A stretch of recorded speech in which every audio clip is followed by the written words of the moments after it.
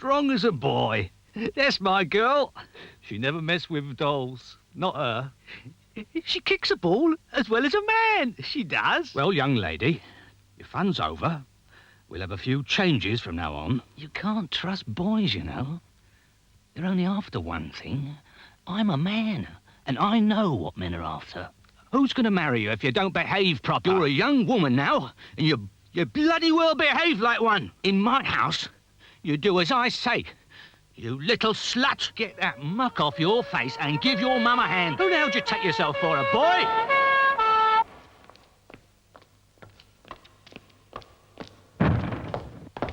You had it coming to you?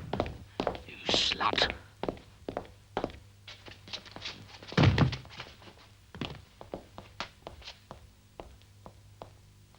Virgin? No. Never mind. Let's just hope she finally learns.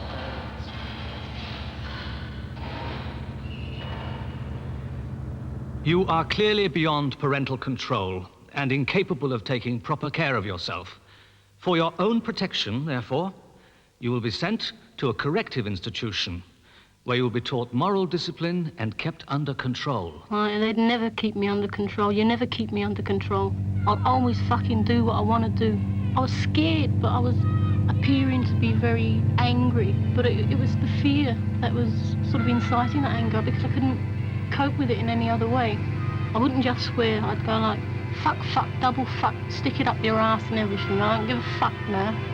So, I mean, if I was going to get my points lost, I was going to do it in style. So, I didn't learn anything about the outside world. They never taught you anything about that. To me, it was just a place that I'd come from.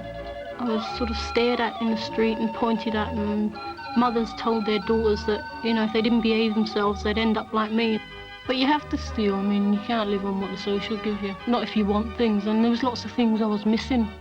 Like my clothes.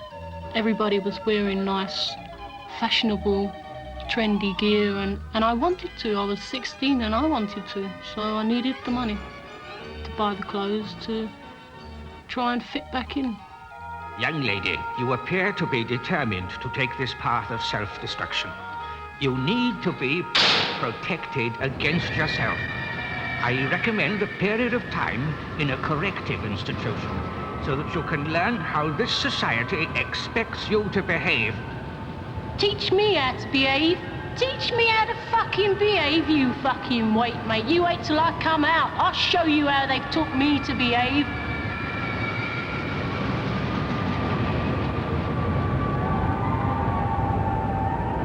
They ask you, have you got a Tampax in?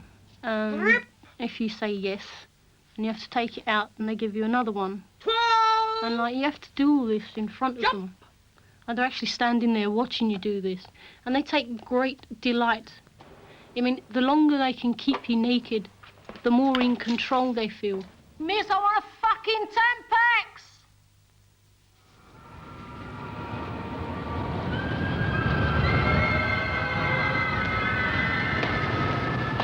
My fear was replaced by anger. And I thought, well, I'm going to do you before you do me. You had to be vicious. Because if I hadn't done her, they'd have done me. Do you understand? If you become too friendly with someone, they'll move them. It's their way of punishing you in a different way without actually putting you on report, because it's easier to deal with one than it is with two. Just so boring. And there's always this air of something's going to happen, you know, because something always does. But I wasn't scared anymore after Borstal. There wasn't anything to be scared of. As far as I was concerned, I'd seen it and done it. I wanted to be a toughie. I wanted to come back in with a crime that was bigger than my last one. There's nothing outside for you, you know. There is no sort of rule book for living out here. But there's one for living in there, and you try and break as many as you can. You don't know anything about the world. All I knew was this Borstal life. I knew I'd go back to prison because my life was back in there, whereas I knew how to play the game in prison because you've got friends and you know the routine. You know what's expected of you in prison. Well, yeah, even if it's only a kicking, you know, it's like at least the prison officers know your name. Nice to see you. I was smashing the door and smashing the cell and not knowing that they actually had a heavy mob, which is a group of officers who are actually trained to restrain. They don't just restrain you, I mean, they mean to hurt you. They all want their sort of pound of flesh. And then again with the injections, you know that sometimes they don't work.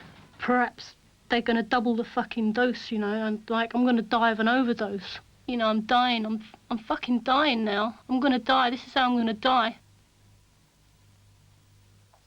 And like, and they'll just write me off. You know, it was inevitable, she was institutionalised. She's always been a violent prisoner, and we had to restrain her in such a way, and there's nobody outside to ask questions or to, you know, make a protest about your death. So you're totally in their hands.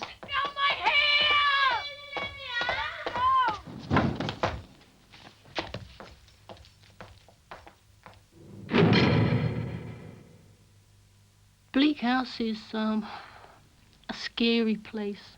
You can be down there for a very, very long time, and the prison officers are always very hostile towards you, because if you're on punishment, then you're there to be punished, and not only is it just by locking you in a cell all the time. I was there for 6 months. In the end, I was there for so long, I used to wonder, was I finally cracking up, and was I doing things and I didn't know that I'd done them?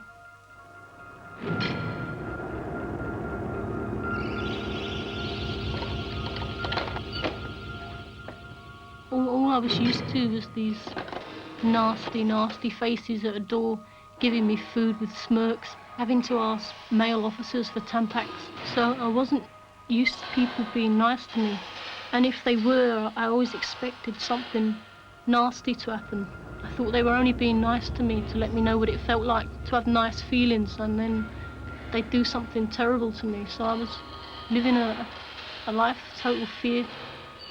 I sort of just disappeared into my own head, and that was my only way of surviving, was to pull myself into myself. I was frightened of dying. I thought I was just gonna fade away. No! No! No! No!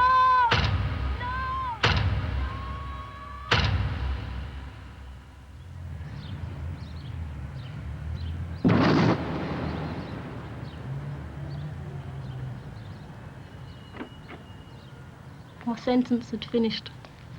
They dumped me out in that state. Some protection. I was a physical and mental wreck. I couldn't talk to anyone. I couldn't do anything. I was just a wreck. I did another sentence, and then another one after that. But I eventually got to a hostel, which is a sort of halfway house. It took me an awful long time to relate to the wardens there as people. But after a lot of patience on their part, they could see the frightened 14-year-old child that was behind all that horrific stuff that had happened in prison. They gave me space. Eventually, a little bit of trust arrived, and I started to open up.